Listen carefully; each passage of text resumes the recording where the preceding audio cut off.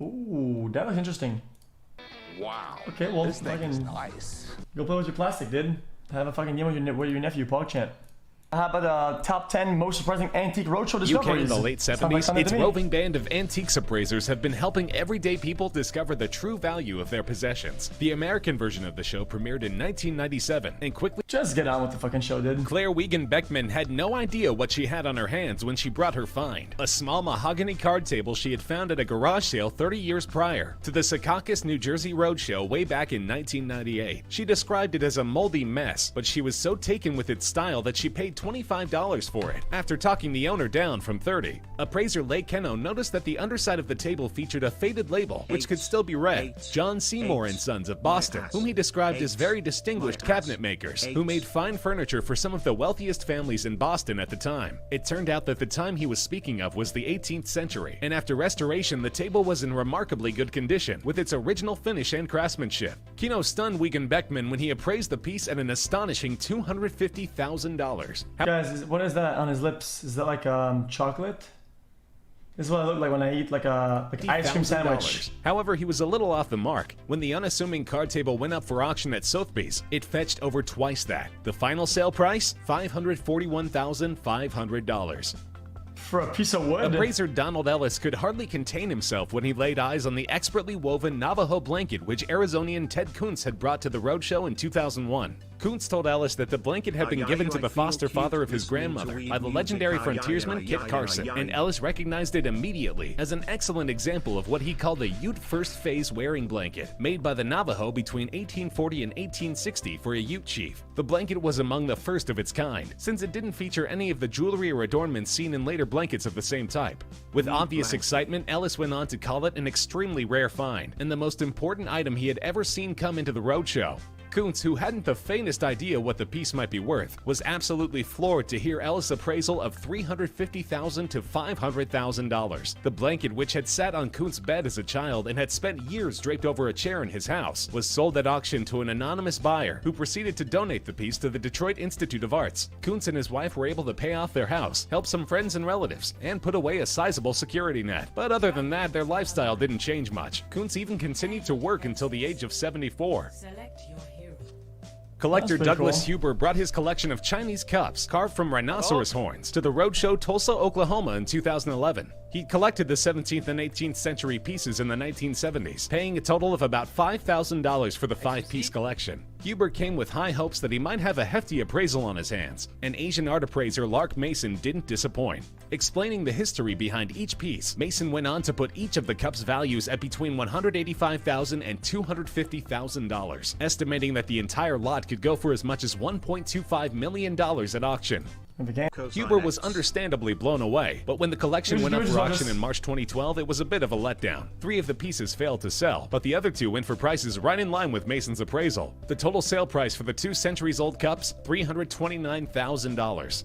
xQc. James Kenner came to the Dallas Roadshow in 2016 with a bronze sculpture which had belonged to his father's great aunt and currently belonged to his parents. The piece was an original Auguste Rodin, the great French sculptor, whose work in the late 19th century is considered highly innovative and influential. Appraiser Eric Silver was visibly excited while describing the history of the casting, which was titled Eternal Spring, and was what he described as a lifetime casting, meaning it was created while Rodin was still alive, likely from his original sculpture. Silver noted that virtually every similar piece that comes through the roadshow is a fake or reproduction, but not Kenner's. After deeming it the real deal, he appraised the piece at $450,000 to $500,000, a verdict that a shocked Kenner was obviously not prepared for. Further authentication on the piece was later performed by the Committee Auguste Rodin in France, the official committee tasked with verifying the artist's original work. They confirmed that the piece is indeed an authentic lifetime casting and will be added to their register, and Kenner and his parents hope to hit the jackpot when it goes up on the auction block. Pat Welsh didn't think she was sitting on any hidden treasure when she brought an old family portrait to the San Diego Roadshow in 2011. The portrait of her grandmother was created by the influential American painter Robert Henry, commissioned by Welsh's grandfather in 1907 for $4,500. Order cancelled! San Francisco is fucking trash. But they finished cooking it, then he was picking it up. The guy literally ate it. The guy ate my food! sum over a century ago. But Welsh had contacted experts on the artist's work, who had told her that it wouldn't be worth much more than that today, since it wasn't a portrait of anyone particularly notable. According to appraiser Peter Fairbanks, they had been way off the mark. As an early work and an interesting blending of styles, Fairbanks recommended that Welsh insure the piece for no less than $250,000 to $300,000. Welsh was astonished to say the least, but told interviewers after the appraisal that the portrait was going right back where it had been before, hanging over her fireplace at home. Ty Dodge also brought a family portrait when he paid a visit to the Roadshow in Birmingham, Alabama in 2014. The portrait was of his grandfather, who had been a friend of the artist, American painter and sculptor Frederick Remington. Although painted in 1896, the painting could almost be mistaken for a photograph, if not for the abstract background, a Remington trademark, which contrasts with the use of shadow and the subject's textured realism. Appraiser Colleen Fesco called it a great example of Remington's characteristic style of the time, which had been preserved in remarkably good condition, and along with the portrait was a letter from the artist to the subject, reminiscing about their friendship and adventures. Dodge had had the painting appraised in the 1960s at a value of $7,500, but as Fesco put it, the years had been kind to Dodge and to Frederick Remington. She placed the painting's value between $600,000 and $800,000, recommending that Dodge insure the work for no less than the higher amount. Dodge described himself as wildly exuberant, which was already pretty obvious from the look on his face, but he ended up donating the piece to the Birmingham Museum of Art to add to their collection of Remington's works. Why? Fesco also presided over the... Guys, I'm confused. There's no way. Hell yeah. Guys, let's be honest. Somebody who makes a good living, who isn't absolutely crazy rich, wouldn't donate it.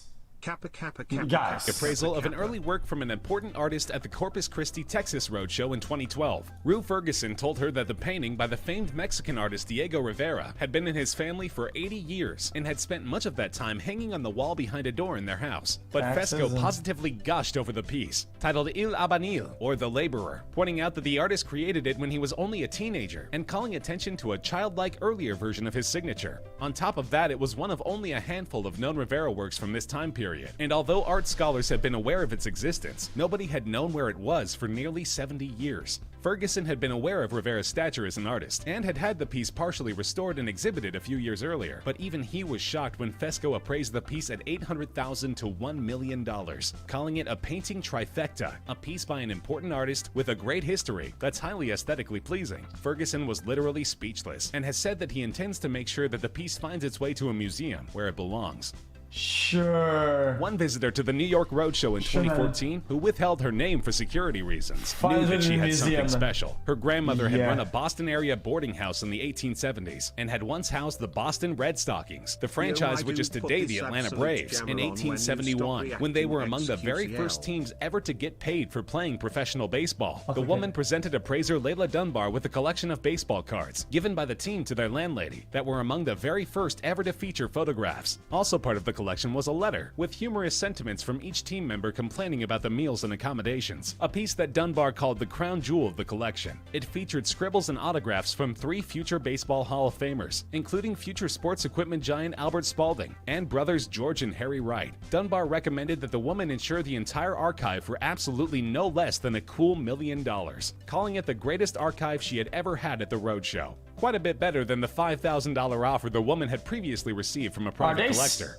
Are they stapled on it? Oh, the magnets. In Raleigh, North Carolina in 2009, Jinx Taylor came to the Roadshow with a collection of ornate Chinese jade carvings from the 18th century, which her father had collected in the 1930s and 40s. Taylor said that she always thought her father had great taste, what is jade? but she didn't know just how good until appraiser Jim Callahan, an expert in Asian art, began pointing out details that suggested the piece's true value. Of particular note was a large bowl featuring the inscription by Imperial Order, suggesting that the piece had been commissioned for the Emperor himself. Callahan praised the workmanship of all the pieces, and Taylor's jaw dropped when he began offering his separate appraisals, starting on the low end at $30,000 to $50,000 for one of the smaller bowls, and ending with the bowl with the Imperial inscription, which he appraised at a whopping $400,000 to $600,000. Callahan called all of his estimates conservative, and put the value of the entire collection between $710,000 and $1,070,000. Taylor was absolutely floored, but later told the Washington Post that she would have to sell the collection, as she wouldn't be able to afford the insurance. Of course, there's a considerable silver lining there, a gigantic financial windfall, which Taylor says she'll split with her brother.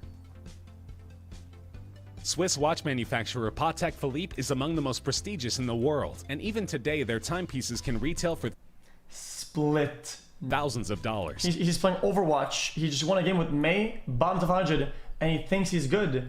Like, that's delusion, guys. This guy's life is going straight downhill. I feel bad about that. A visitor to the 2004 Roadshow in St. Paul, Minnesota blew away appraiser Paul Hartquist with a vintage model that had been handed down from father to son for 3 generations. Hartquist noted the timepiece's complex features, including a front-face split chronograph and a rear-face perpetual calendar that even adjusts for leap years, and the piece's excellent working condition. The man told Hartquist that he'd had the watch appraised about 15 years prior at a value of about $6,000, which Hartquist sarcastically called a little low. He put the watch's value more in the neighborhood of $250,000, but as it turned out, he had been a little low himself. Further authentication revealed that the man's grandfather had had the watch specially made, making it a one-of-a-kind piece that was worth significantly more than Hartquist's initial appraisal. At an auction at Sotheby's in 2006, the family heirloom fetched a staggering $1,541,212, one of the highest prices ever paid for an Antiques Roadshow item.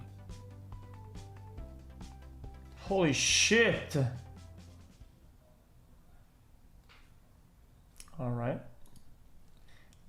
What is that? What is it called? Patek Philippe. Is that what it's called? What even is that? Patek Philippe.